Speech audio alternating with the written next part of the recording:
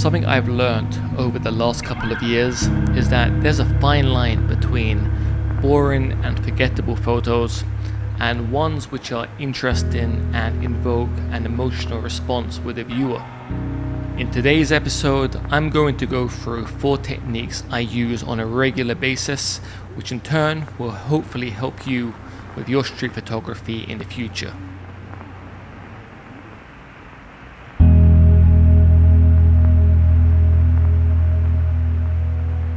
When it comes to street photography and you're capturing people, the time and moment you captured them will make all the difference in the world. Capturing a moment when a hand's been reached out to comfort somebody, or if you capture somebody's intense stare, a moment of laughter or sadness, these moments are fleeting and within a millisecond they come and go. But when you do capture these moments, your photo immediately tells a story, it conveys that emotion to the viewer, and in turn it just makes for a more interesting photograph. These types of human moments are universally relatable, and as I said previously, it's a really quick and easy way to convey emotion from the photo you're taking to the viewer.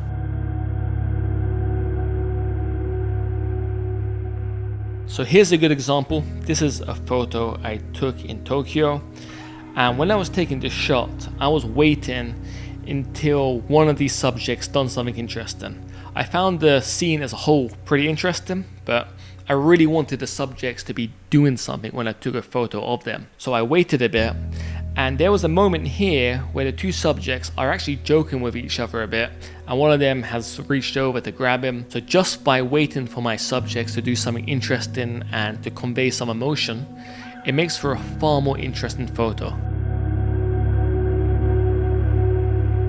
Capturing these moments is actually harder than it looks and takes many years of practice. In all, it comes down to anticipating what your subject's going to do and being patient. So rather than just capturing your subject in an interesting location, instead you're going to wait until your subject does something interesting. Now sometimes that means your subject's going to move on and they're not going to do anything interesting, so you're going to miss out on a shot. But when it works out, you're going to get a photo which is far more interesting and will instantly convey an emotion to the viewer. Ideally, you want to get to a spot where when you're watching your subjects, you can kind of anticipate a movement they're going to do. You don't want to just hit and hope when it comes to photography. I mean, honestly, when it comes to street photography and photography in general, anybody can take an amazing photo. You can take a camera, turn it on burst mode, give it to a child, and they can shoot away. And by chance, they could come away with an amazing photograph. But that doesn't mean you're consistently going to take interesting photos. And as a street photographer and photographer in general, being consistent is actually the most important thing, because as I said, anybody can take one great photo. But you have to be a good photographer in order to take many good shots and be able to take good photos on a consistent, regular basis.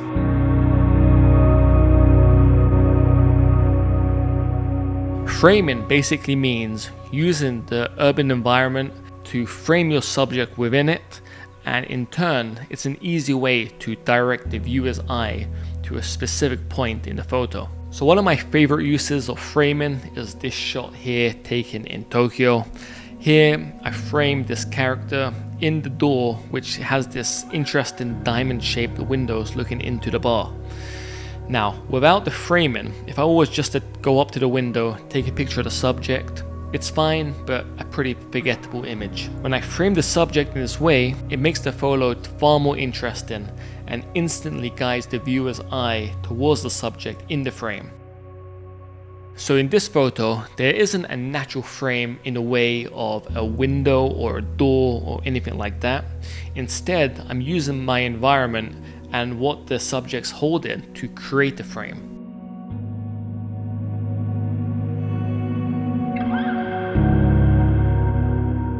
Generally speaking, there are 3 layers to a photograph: the foreground, the middle, and the background. Including interesting elements to all 3 of these layers will quickly make your photographs look more dynamic and 3-dimensional, and in the best cases will also help your photographs tell a story.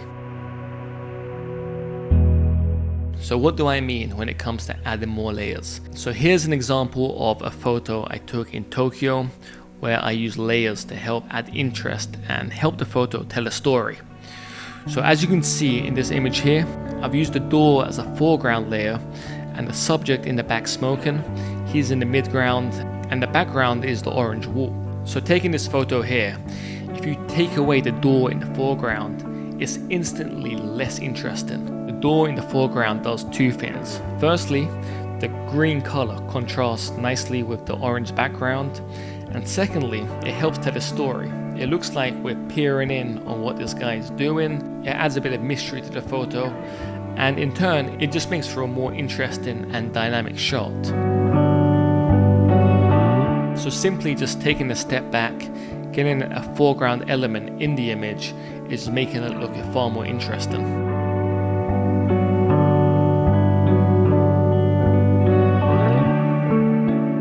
So here's another example of where I've used layering to make a photo more interesting. So the two subjects which are in focus, that's the foreground.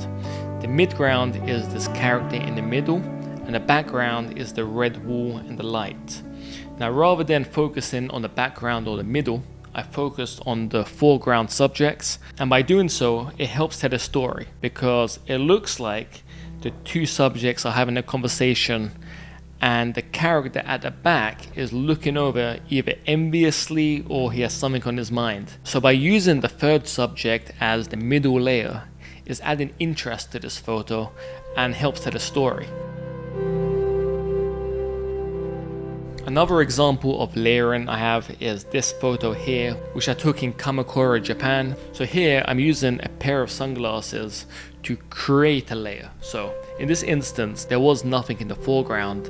And if I just took a picture of these people surfing, it'd probably be quite boring and forgettable. So it's a good example of when it comes to creating layers, you can get creative and just make them yourself. It doesn't necessarily have to be part of the environment.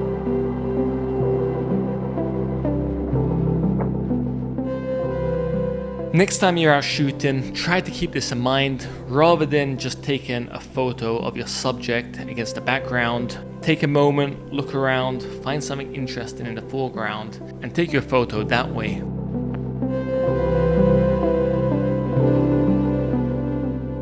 Before getting into the next technique, if you are finding this episode helpful, you can really help support the channel by hitting the subscribe button. Also, all the photos in this episode are edited using my preset pack. I have a link to that in the description down below if you are interested.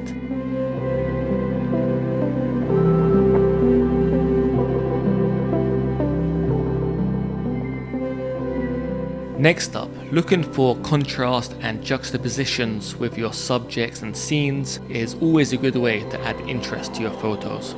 This can be as simple as your subjects looking in separate directions or using your environment to create a juxtaposition with your subject. So the example on screen here is a shot I took in Tokyo, and the contrast here is between the couple in the foreground laughing and being happy, and the driver in the background with his head in his hand, the red light on him, looking angry or upset. This contrast between the subjects in the frame makes for a more interesting and emotional photo. If all the subjects in this picture were smiling and happy, it wouldn't really tell a story. However, the contrast between the taxi driver and the couple in the foreground, that tells a story. And that's something to really look out for when you're out shooting. Those contrasts between emotions, between colors, between people, it can even be light and shadow. They all help tell a story, and by including those in your photos, you're going to instantly make them more interesting to look at.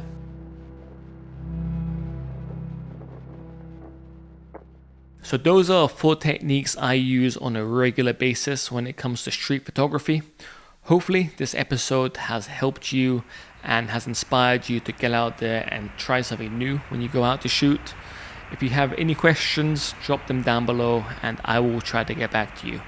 Thank you for watching, and I will catch you in the next one.